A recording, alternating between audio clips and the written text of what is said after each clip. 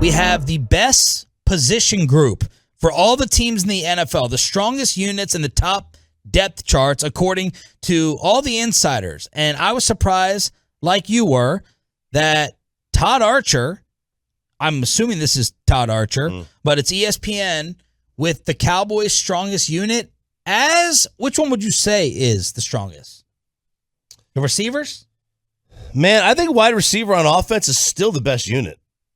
I think it might be still the best unit on the entire team. I mean, and is that a good thing if receiver is their strongest unit, since that has so many question marks? Well, what is the question mark is whether or not their first round draft pick is can be the number one top lead guy. Yep.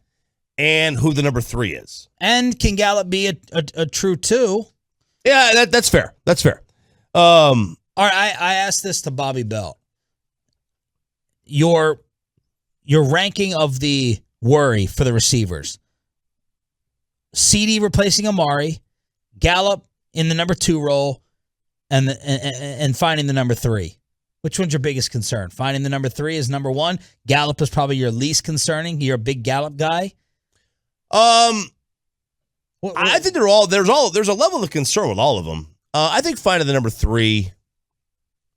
Yeah, I would think finding the number 3 is the most concerning one. Oh. And then, well, I'll tell you, Gallup's got a lot of shoes to fill because CD was really good as a 2. Yeah.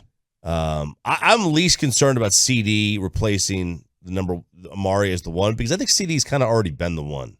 Oh, I think he kind of was last year. You know, it was him and Amari. They were like co-1s. They were co-conspirators. So they were co-1s, co-creators of that.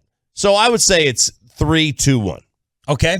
Offensive line is the strongest unit according to ESPN.com. Offensive line. Here's what they wrote. While the line is not as strong as it has been with the defections of La'el Collins and Connor Williams, by the way, a back is already keeping La'el out of the start of Bengals camp, the Cowboys don't have another position group with a 1-2 like Tyron Smith and Zach Martin. First-round pick Tyler Smith should slot in nicely at left guard for the short term. Terrence Steele was much improved at right tackle last year, while covering for Collins and Baez is still young with room to grow.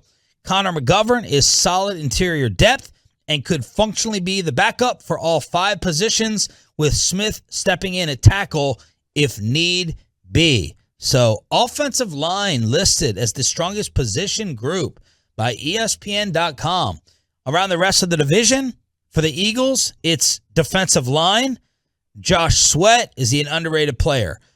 Brandon Graham is coming off injury. Fletcher Cox, Javon Hargrave, Milton Williams was a 3rd-round pick, 2021. Derek Barnett, Jordan Davis, number 13. They got some beef, and they got some bodies up front for the Eagles. Defensive line, wide receiver for the New York Giants. Your guy, Sterling Shepard, rehabbing a torn ACL. Kadarius Toney, Darius Slayton, Kenny Golladay, the Robinson kid that they got from Kentucky. And then for the Commanders, it's easy. Defensive line. Jonathan Allen, Chase Young, Montez Sweat, and Deron Payne. So those are the strongest groups according to the local beat reporters for the NFC East on ESPN. Truckwreck.com text line. You have two Hall of Famers on the O-line. That's got to be the best group, sadly. I like the way that's put. Kind of have to agree with that, the 2 Hall of Famers, and then that's the best group, sadly. Yeah, I mean, that's fair. They do. There's no doubt about it. It's the only unit that's got 2 Hall of Famers on it on this team. I mean, nobody else comes close to being able to say they're a Hall of Famer on this squad, either by age or ability. Like, it's too early for Micah, stuff like that. But yeah, I mean, they do. But they also have, they have a hole at center, and they've got a hole at guard.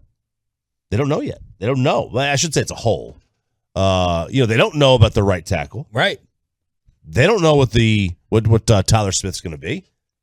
So there's a lot of holes here. For the Miami Dolphins, easily the strongest group is wide receiver. Oh, it's going to be quarterback. Tyreek Waddle, Cedric Wilson. Well, if you ask Tyreek Hill, it is quarterback. I got a weird respect for what Tyreek Hill is doing with Tua and Mahomes this offseason. Yeah, he is basically saying he is putting all the confidence in Tua. He is telling Tua, man, you can do this. And I do love it. I mean, like, if you're Tua... How much of this do you think is belief versus build-up? What percentage of belief that Tyreek Hill believes his numbers will be the same or better with Tua versus Mahomes? Look, that's the way he's talking. Yeah, I think it's really believable that Tua might be more accurate than Mahomes.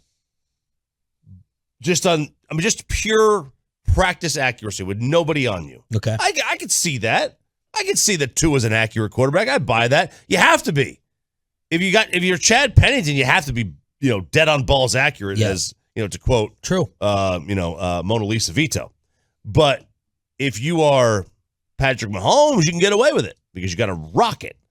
So I buy that, but man, it's not. It makes you lose a little credibility when you say it like that. When we don't believe it, we don't see it. Now he sees it more than we do. I've never caught a pass from Tua.